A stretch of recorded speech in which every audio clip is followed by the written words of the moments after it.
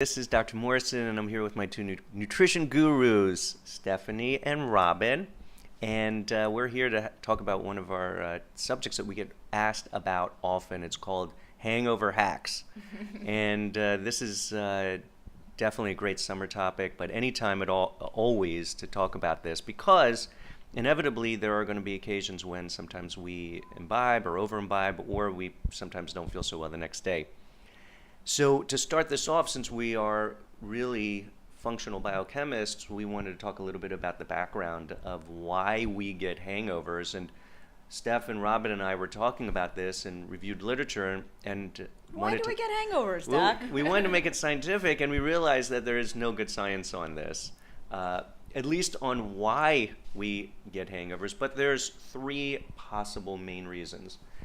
And these include alcohol needs to be detoxified in the liver, and one of the toxic intermediate steps is a chemical is produced called acetaldehyde that zaps and sucks out all the antioxidants out of your body, which then creates a lot of oxidative stress.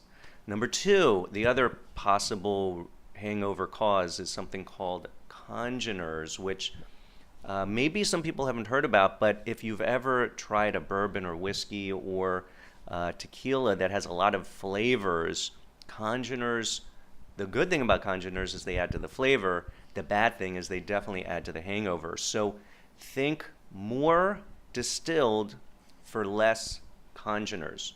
So that's why they say that if you drink 5-time distilled vodka or gin, it's much less likely to cause hangovers. And then number three, just like with so many other disease-causing issues, and alcohol causes inflammation because of the production of something called prostaglandins. And this probably is the reason why when people reach for a hangover cure the next day, they're often reaching for Tylenol or Advil. And we're going to teach you about what to reach for that is going to be a lot healthier. So let's just start this off, guys, because we want to talk about science and real practical strategies. So first problem is the acetaldehyde, which, as Dr. Morrison says, zaps all your antioxidants and can create a lot of inflammation.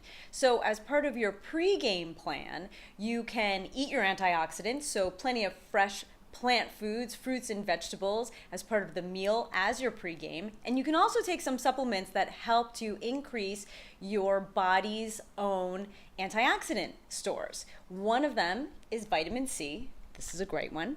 We talk about it often because it serves so many purposes, but it's a great antioxidant and it can help to protect your body from acetaldehyde and all the other pro-inflammatory components of a night of maybe too much imbibing. How much? 2 should do ya with food. Another one is ginseng. Ginseng has been shown to improve hangovers, and it also gives you a little zip of energy, so it's a twofer.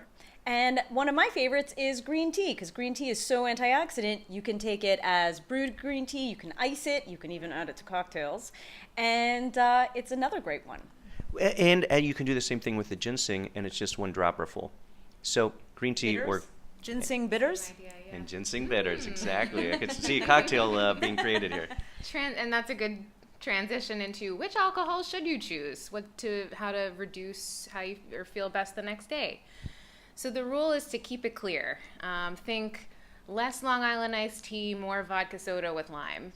The clear liquors, vodka, tequila, gin, they're going to have the least amount of those congeners, especially the higher quality versions of those. Top shelf. Top shelf only. 4 or 5 times distilled. Yes.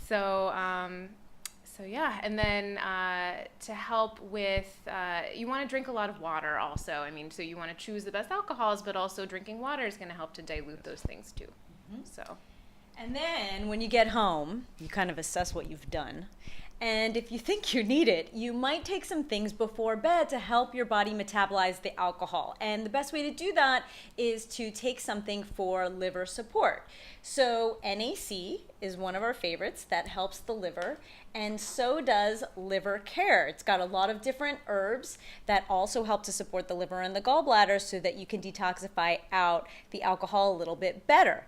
We also recommend something called ENZALASE that when you take with food acts as a digestive enzyme, but when you take it between meals, it helps to break up some of the things that create inflammation. We call that a proteolytic enzyme. So it serves two purposes. And then if you're really feeling lousy, you might want to take some activated charcoal that just binds to things in the digestive tract, like toxins. Yeah, and I think maybe if you've made it to bed and you didn't, and you got to sleep, and the next day you wake up with a hangover, there is still hope. There's still hope, and we want to talk a little bit about that as well.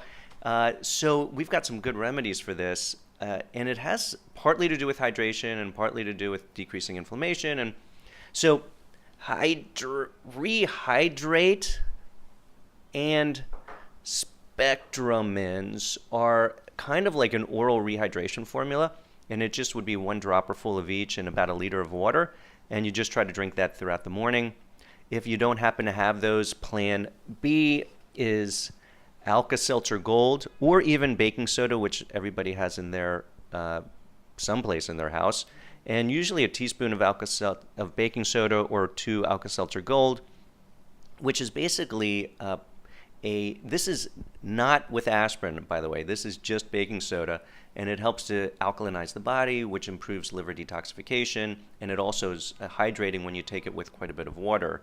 And the third part, I can present for you. So it's, or I can talk about that. So it's a homeopathic remedy called Nux Vomica, and it helps with nausea, as you would tell from the name, but it really kind of for any effective overindulgence. If you've overeaten, had too much to drink, however you're feeling the next day, you just take 5 little tablets, you twist the cap and they come out, and you put it under your tongue and let it dissolve, and it should help pretty quickly. and that's Nux Vomica 6C. 6C. You want a nice low number on there, like a 6, to help with things very quickly. In a reminder, the next day, if you did happen to take an anti-inflammatory, definitely do not take Tylenol, because Tylenol actually increases the liver toxicity of alcohol. So if you are going to take anything, still aspirin or Advil would be the better choices.